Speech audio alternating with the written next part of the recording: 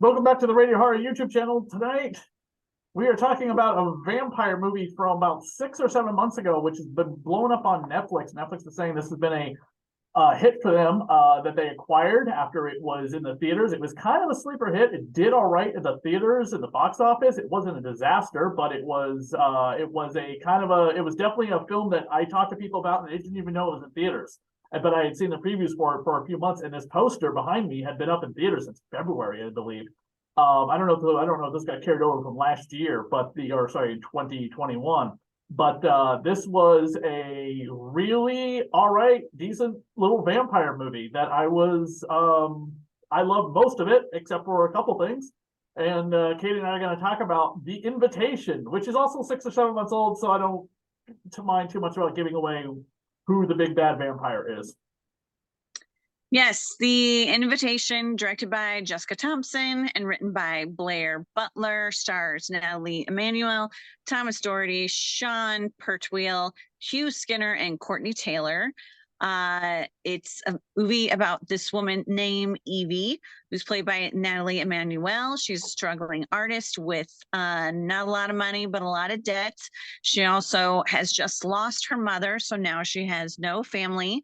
She takes a DNA test, and it turns out she's 100% going to be the bride of a vampire. No, I just made that up. But she takes a DNA test and finds out she has family in England. Her cousin, who's played by Sean Skinner, Oliver, comes over. They meet for lunch. He's so excited to meet her. He says he's going to a family wedding. He invites her to come. What could go wrong? Nothing. This, honestly, that part isn't the part that I'm like, really, girl? Really? You're going to do that?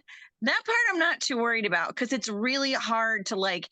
I mean, she's over the age of trafficking. She is obviously gorgeous, but that part I'm not too worried about because you can track that stuff. The part there, but there's just some other parts that it's like, really? Yeah. Really? Uh, like she gets to this beautiful manor and stuff, and she already gives attitude to this butler when she runs into these two maids that have these like little flutes, champagne flutes, and practically shatters almost all of them. This is one thing that really annoyed me about the film, though.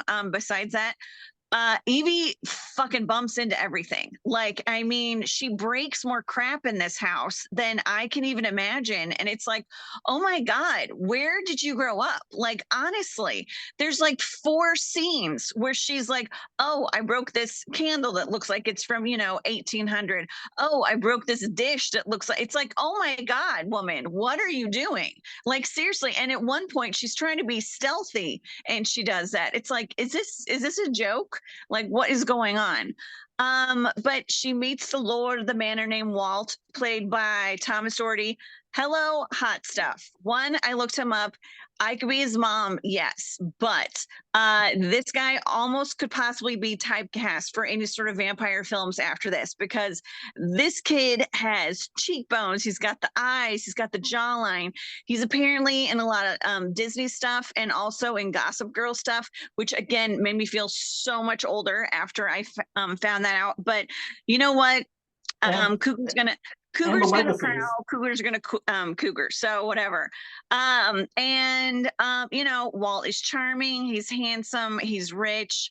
There's Oliver and Evie are supposed to be there for this family wedding. She meets all the family. That's great. It's cute.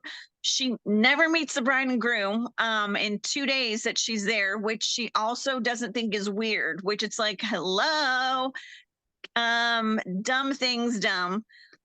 She also, like, each time there's some sort of like event that's supposed to be going on, which she knew this since she'd been there a few days, she packed a suitcase, yet she's totally fine with this random man just having her like, oh, here's a gift. Here's this like magnificent gown. Oh, here's a gift. Here's this other magnificent gown. And I'm just like, you knew you were going to these things. Like, what did you bring? But Huh. she's acting like she's, this, I'm an independent woman. I'm not going to do this stuff. Yet she's letting someone dress her from head to toe during all these things, which I'm like, okay, what? Sorry. I lost my voice. I had No, to no, drink. that's fine. By the way, what's Um, funny, a lot of these cast members are from other vampire werewolf things because the butler Sean Pertwee, he was in Dog Soldiers, and he was in a not a vampire related thing, but something that heavily has to do with bats. He was Alfred Pennyworth on Gotham. yeah, I knew that. And I'm going to get to him too, because his character kind of made me roll my eyes in a number of ways. But there was one thing that Evie like goes into this library where she's told not to go into. And again, what does she do? Girl breaks something. What? Stealthy woman. Way to go. And then she gets all pissed off. It's like, oh, I can't believe you stalked me. You like looked up all my stuff on Facebook. Now, let me preface this that one of the reasons why I thought it was okay with her going to England is that she and her best friend in New York have this whole system. It's like you text me every morning, you take a picture of the license plate, you do all that stuff. Brilliant. Love it. I think it's great. I, do that with some of my friends. What you also do, and what you can't tell me that would not have happened, you cannot tell me that as soon as she found out anyone's name, she did not Facebook, Instagram, Google, YouTube, anyone's, any way, shape, and form stalk them. Anyway, even if she did it and she's trying to be, holier than thou, that she's trying to blame Walt, that you don't trust me, it's like, I don't know you. I am rich and I don't know you. Her friend totally would have Google stalked all these people. Mm. I probably would have Google stalked all these people, and I don't even know any of them. It's like, I thought that was a major fault in the film, that she's trying to do, again, a holier than thou thing, when it's like, come on, that would be something that would definitely happen. I love the wardrobe. I love the casting. I didn't understand, even though you have different folklore, with vampires and stuff, that they can go out during the day and in someone in the sunlight, but then apparently they can't travel. Hmm. Yeah, I mean, Because everyone makes up their own rules. yeah, as one of the brides pointed out, that she hasn't really traveled much. And Evie does one of the dumbest things, someone gives her advice on how to get away. Sorry, get out of England, just run as far as you can. What does she do? She gets out of the house and goes to the nearest little village, which, girl, that's 300, that's 500 feet away from this ginormous manor. Like, come on. By the Like, way, that was spoiled in the trailer, unfortunately. I rewatched the trailer recently, and they slipped the name Harker in the trailer. well, it's interesting that the butler's name is Renfield, which I think is really, really funny, because Right. I never knew that. Um, but This it's is probably also, the best looking Renfield until, well, that new Renfield movie comes out that we'll review later this year. oh yeah, with Nicholas Holt. Hello. Yeah. Yeah, Because but then, Renfield, let's face it, Renfield's kind of an ugly character. well, I mean, he's normally eating bugs, so there's that. But it's like with this Renfield too, it's like you have Renfield who then all of a sudden has like superhuman vampire strength, which I don't understand what's going on with that either. But I mean, it could have been a good movie. I think they really gave some of the like menacing, creepy things away way too quickly. Even if you don't know that it's a movie about vampires, which, I go in not watching the trailers or doing anything. So I didn't know it was up until the first 5 minutes of the film. And then I kind of got a feeling that it was sort of, I don't know.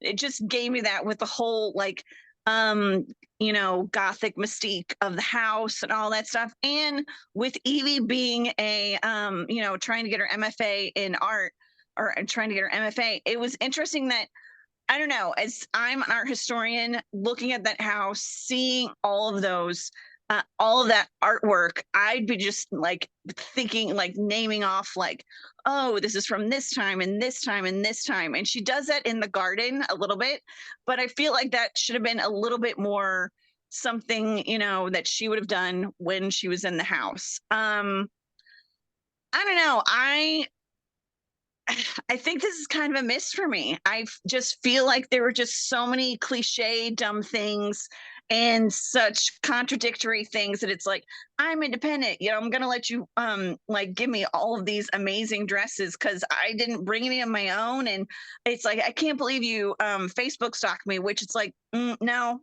you definitely would have Facebook stalked any of these people before going across you know in any sort of, it's, come on, you're going to Facebook stalk anyone before you even ride down the street. I mean, yeah, I just feel like a lot of that was a miss. But again, good casting. I thought the direction was, not bad. But I just feel like there's way too many giveaways too soon. And I think if they would have given the a little bit later, I think it would have been a better film. But it is on Netflix, so check it out. Of all the vampires in the movie, and we didn't really say who the main vampire is, but you again, you kind of get it with Renfield and Harker. And yeah, he's a swarmy, very good looking guy. He's very like, just like, I was entranced by. I was like, oh boy, that is a hot gentleman. My date was my date was just like, wow, he's just like a little toy, isn't he? I was like, compared to you, my date for this movie, when I saw it back in August, she's like 6'2". So she looked at that boy and she was just like, that is a little toy that you basically little play with. There is like, one of the brides are like one of a different flavor. I think you have the tiny little mousy one, you have the tall dominatrix, and then you have the American, and the hard, the not the American, well, she is American, but the blue collar American, excuse me, the working class American. You also have them from different backgrounds too. It seems, I don't quite know where the blonde bride was from, but the like what her character's background was, but she definitely seemed different than Stephanie Corneliusson, who is a Danish actress. The other ones seem British, and then you have one that is Black and American as well. So you definitely, they were trying to make the brides very different, which I thought was fantastic. Because most of the time, the brides are usually just 3 white British chicks that Dracula has turned into whatever, and as well as in most things. Well, and technically, he did have 3 white kind of British chicks. I mean, except for the one who plays the one who's a Dane, but the original bride was Ginger, was a strawberry blonde British chick. And then since she like herself after, since we're giving this stuff away, let's just spoil it.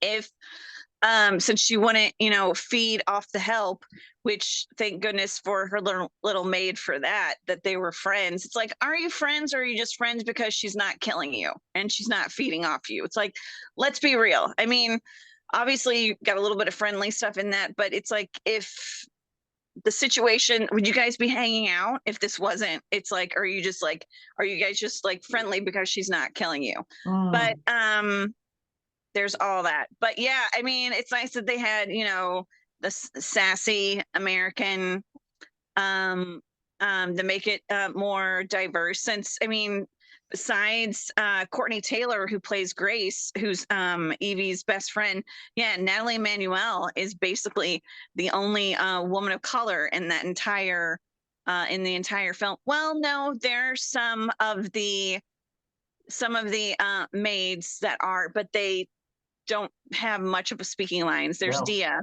but Natalie Emmanuel is the main character, and then she's a woman of color. So that is nice to see, since normally, as you said, it is usually 3 white women who are the brides of Dracula.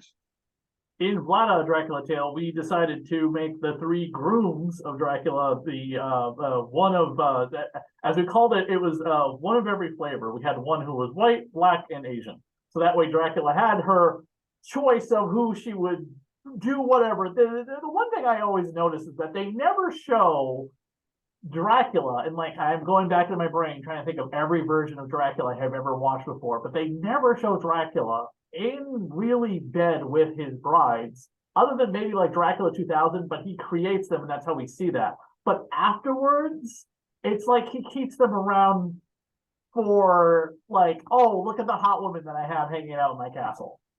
Because I'm always after the next thing. True. They never ever show Dracula with his women ever. I didn't even do it in my book. I suddenly realized that until after we published. I was like, Vlada is never with her husbands in the gender swap universe I did. I just they have more speaking roles. They seem to be a little bit more into her business, and like she doesn't quite just discard them as much. But I just suddenly realized they are never ever, unless it's creating them, turning them into vampires, or betting them before they become vampires, like he does in this. We never see Dracula like, just like going on dates and sleeping with his brides and being like, okay, it's your week this time to hang out with me and be my, whatever, however he treats them as. Again, I just think he has them hanging around the castle just to have three beautiful women hanging around the castle all the time. Yeah, because in many, I can think of a few where it's like he'll pursue Lucy in different Draculas, and obviously he's in love with Mina. Right. But as far as his brides who have been with him, for how long, you don't really, I guess they're just brides for, bride's sakes, and not necessarily in any sort of like physical sense. Because I'm thinking the one in Bram Stoker's Dracula that Francis Ford Coppola did, you see the brides in the bed, but they're more for Keanu Reeves and not really not Gary Oldman. So yeah. No, and I mean, let's face it, you have Gary Oldman shriveled up and dying and decaying like the way he is, and then you have hot 20-something-year-old Keanu Reeves, Jonathan Harker. It's pretty obvious who you're more into, despite his terrible British accent. But the only other thing of brides that are kind of cast away, as I call it, is the most famous of them all is in Monster Squad. There are 3 brides of Dracula. Then all of a sudden there's only 2, and they never talk about the third one. Even if you listen to the commentary, the director points out, and then the third one disappeared. We don't remember what happened to the actress. Like, it just completely gone. And I don't even know if that actress is even still alive. I would love her to come forward one day and be like, I was the third bride in that movie who just vanished in the big fight scene. What movie is this? Monster Squad. There are 3 brides, only 2 at the end of the movie during the giant fight scene in the streets. There are? Yeah, one of them disappears. If you listen to the commentary with Fred Decker and the other cast members, they point out that, look, one of the brides just disappeared. Where'd she go? And Fred Decker's like, I don't remember. Oh. Yeah, she's like vanishes. Like it's like Earl Bowen, who recently just passed away just before we record this, who played the psychiatrist in Terminator 2. In the scene where Arnold's shooting at the T-1000, Earl Bowen's character just disappears from the hallway. Unless you're going to tell me he went back in the gate and ran down the hallway to get away from the massacre. But after the T-1000 comes through the gateway, he's still there. And then when Arnold's like get going and move back, pushing him down the hallway, Earl's character just disappears in the scene when the T-1000 goes running after Arnold, Sarah, and John. You can rewatch the scene, and he's just gone in the hallway. Again, yes, they probably filmed it like a week later or whatever, whatever the time schedule is to film these things. But it's the funniest thing to watch people in backgrounds just disappear that were just there, especially people that have something to do, not just a background character that's not doing anything. It's so weird. But in this or whatever, we get like, we get endings to everybody. So that's fantastic. No one disappears or without any, anything or anyone who did. It's nothing anyone I really cared about. But yeah, no one disappears. You just have people who just all of a sudden have like superhuman strength. That okay, yeah, that was also very weird with that at all. Which it's like, okay. I guess it doesn't take much to turn. I don't know. I didn't say The Invitation was the greatest vampire movie ever, but go watch it. It's fun for what it is. I do recommend something, and I will not spoil this. when the movie ends when you think it does, shut it off. Don't watch what happens afterwards. It's so stupid. A lot of Yeah. people hate that. Just end the movie when you think it actually ends. There's no post-credit scene, but there's something else, and it's just dumb. It's just like, no, I could have done without that.